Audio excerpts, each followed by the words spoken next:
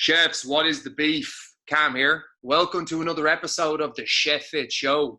And today on the Chef Fit Show, we have got a Chef Fit veteran, Dave Gallagher, who is going to be diving into his story with us. Because Dave is a guy who has been in this industry for many, many moons and has really, when I spoke to him, had tried numerous things and knew we needed to change. And I think we look at it 6 months later, and I see a different man sitting across from me, or sitting in a room somewhere using the internet, I should say, and he's in a very, very different place now. And I think his results have been incredible, and I think the change in him has been incredible. So Dave, thanks a million for jumping on, mate.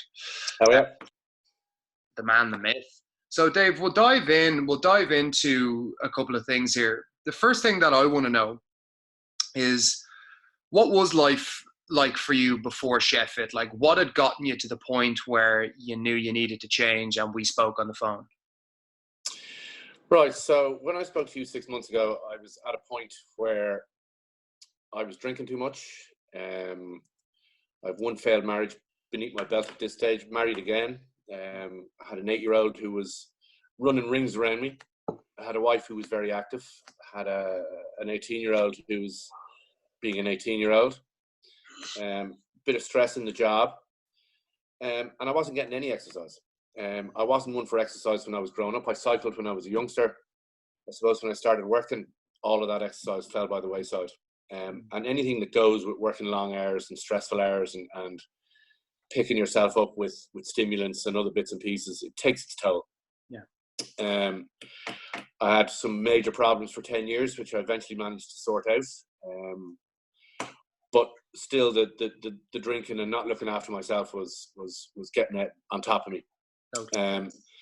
Now, you were recommended by a personal trainer in Fly Fit in Ranelagh, who said maybe this might be something I should look at. So I kind of had a look around, did a bit of research on you, gave you a call. I had a chat with you and said, right, okay, well, look, what's wrong with committing for 6 months?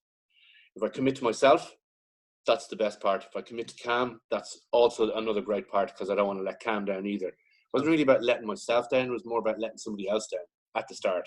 Yeah. So I gave you a commitment of 6 months. I didn't feel I was able to commit any longer than that. I thought, yeah, let's give it 6 months. I was going away on holidays at the end of July. I wanted to look good going to Vietnam. Yeah. So I said, yeah, 6 months would be a good period. Look, let's have a look at it after that. Big time. With the program that you gave me, I realized soon enough, 2 weeks, 3 weeks into it, that yeah, it was a commitment, but yes, I was able to do it. Yeah. And that I was enjoying hitting the gym with the missus, which was a new aspect to the life as well, which was, as I said to you before, it's quality time with her that we weren't getting previous to that. Yeah. Within a month and a half, my mindset was changed already. I was doing better in work. I wasn't getting as stressed. I knew if I was going to the gym at 5:30 in the morning, that those 2 beers the night before weren't a good idea. Yeah. So that was cutting down on that part of it. Big time.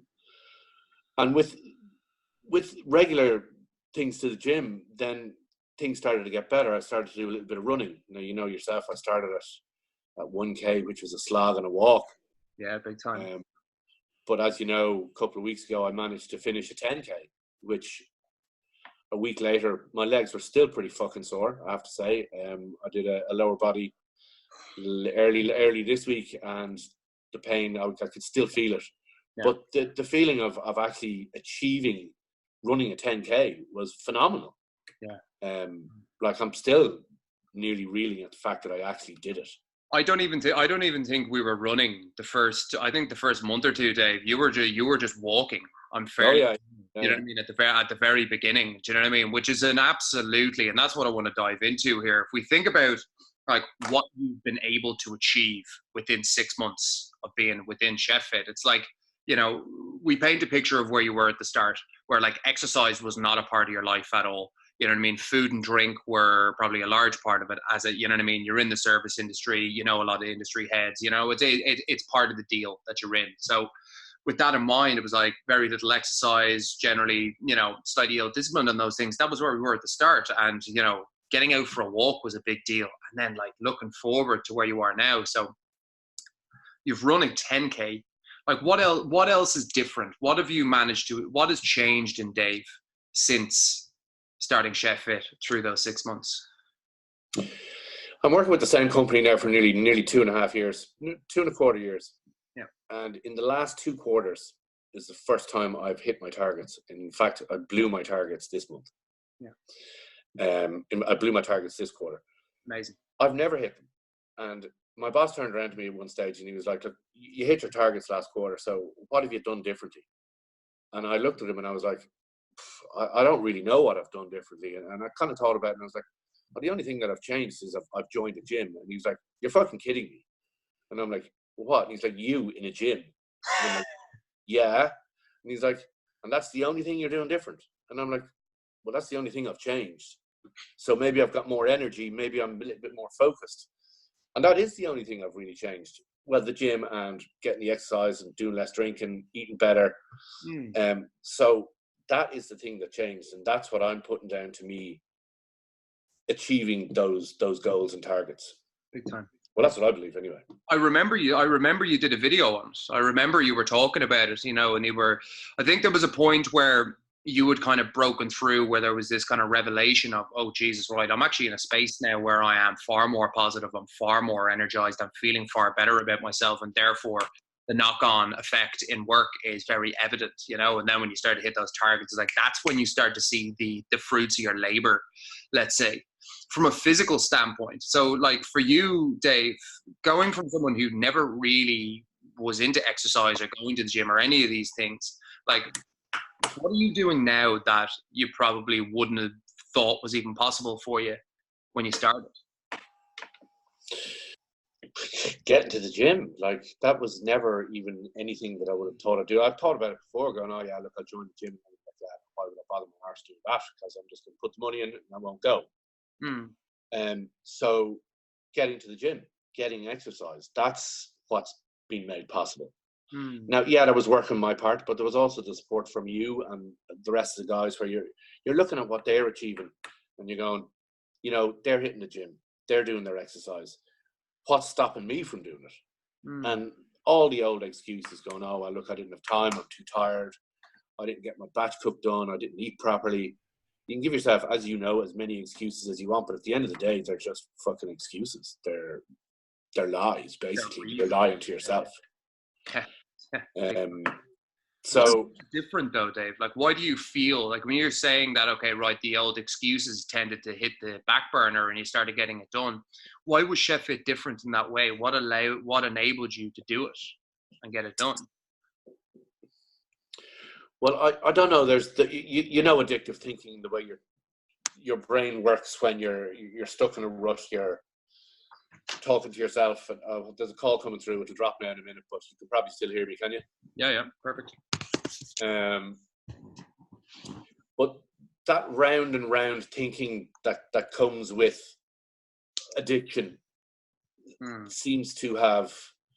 It says start your video. Will I start it? You're perfect. You're perfect. My thinking has changed. It's like, okay, you hear the thought coming in and you go, right, am I going to listen to this or am I going to not listen to it? So there's your choice. And you make that choice. With addictive thinking, the choice is, for the most part, taken away from you because that's the way you think. So it's the choice. It's 5:15. The alarm goes off. Do you want to get up and go to the gym? No. Are you going to get up and go to the gym? Yes.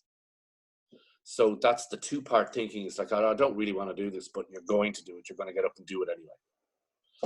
So it's a different way of thinking, and to recognize the fact that, yeah, you're going to think like that sometimes, but if you recognize that thought coming in, then you can do something about it.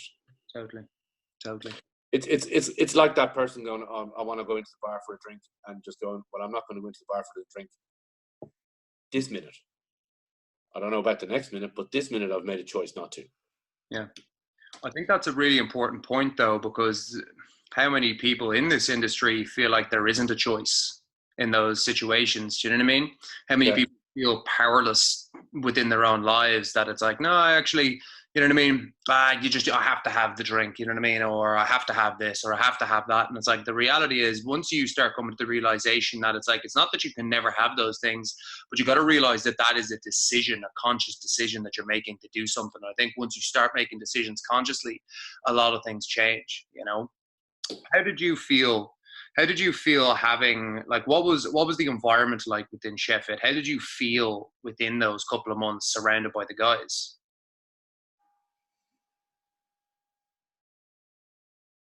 Cushioned. If there was one word I could say, it'd be cushioned. Okay, yeah. So if you have a fall, there's a cushion around you, and there's support to get you back up. Yeah.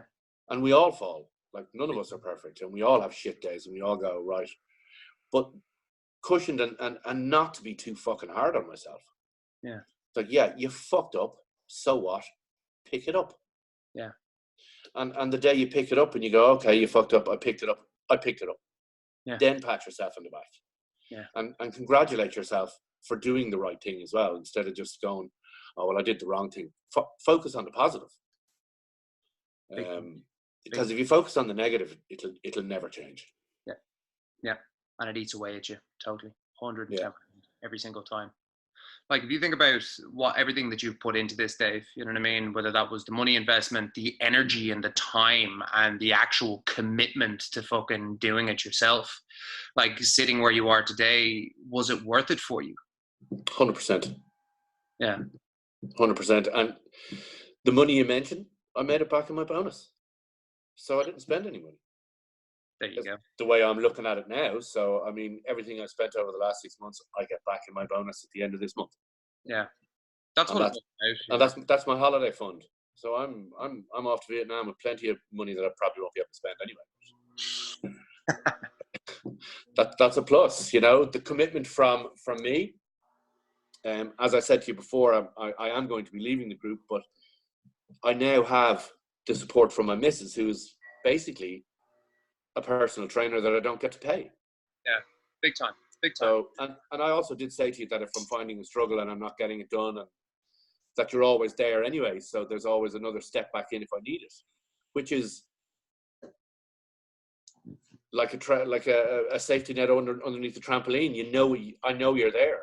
Yeah, totally. So that's also a plus. Yeah, I think that's the whole thing. Like with any of this, my aim of the game here is not to hang on to someone for that long. My aim of the game is to empower you with something that you can take forward, and it's a mentality. Like, if you think about yourself, like how you've actually not just physically changed, but like how you've changed your mindset from day one to now.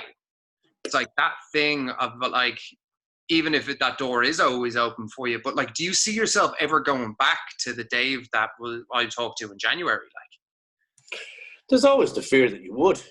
Yeah. Like, if you didn't have the fear that you'll regress or go back, well, what's driving you? Big time. The fear is part of the drive. It's like, there it is, just over your fucking shoulder. Don't let it catch up with you. Keep moving forward, and that fucker. I always say everyone has baggage. It just depends on how long the bag is on the rope at the end of it. So if you have a very long rope and it's out in the peripheral of your vision, then you're like, oh, fine, I see you. It's still there, but you're not on my shoulder. Yeah, totally. I think that's a massive step forward for you. So, like, Dave, taking this thing into the harbor, for chefs that are sitting on the fence, who know, and like, to give you context, for chefs who know that their life needs to change, their back is to the fucking wall, you know, their health is in disarray, constantly in a negative headspace, like, for them, maybe skeptical about taking the plunge and taking the jump. And I know at the start, like, I nearly lost you at the start, because I remember our first phone call was cut off, and it was very close to you actually not calling back, and you said, no, fuck it, come on, let's do it. Yeah. You know what I mean? And that was one of those moments that it was like, will I, won't I? Yeah, fuck, I will.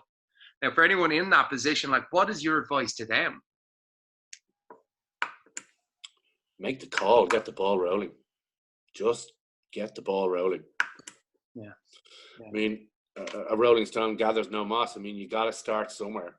Making the call is the first touch of the ball, and once it starts rolling, then momentum should carry you through. bit of work and a bit of momentum, and away you go. Yeah. But yeah, be aware of your fear. That this is going into a territory unknown, but embrace it. Go, well, what's the worst that could happen? I get back to where I am. What's the best that can happen? I leave all this shit behind. Yeah. So weigh up your pros and cons. It's like, there's nothing to fucking lose by touching the ball and making it move. Yeah. Absolutely nothing. Okay. So just make the call and keep an open mind and go from there. I think the active decision is important. Do you know what I mean? That you have to, like, if you know you need to change, like, someday is not on the calendar. Do you know what I mean? It's not on the calendar. So it's a case of, right, you're going to do something at somewhere along the line. So, like, why wait? Why stop yourself? Get out of your own way and make that decision, as Dave said. Really, really important. Dave, thank you. And that was really, really good. And it's really, really welcome to share your story. And again, I want to see you keep moving. I really, really do. And I hope you really enjoy Vietnam at the end of this month. I think what we spoke about, you fucking earned it. You got into the leather chaps. You know, you've made a massive, massive change. So thank you for everything. And obviously, man, stay in touch. We'll stay in touch, and thank you, and thank the tribe. You know it. Take it easy. Good luck. Yes, that's us. We'll catch you in the next episode. Dave, thanks a million, pal. Take it easy, Cam. Bye-bye.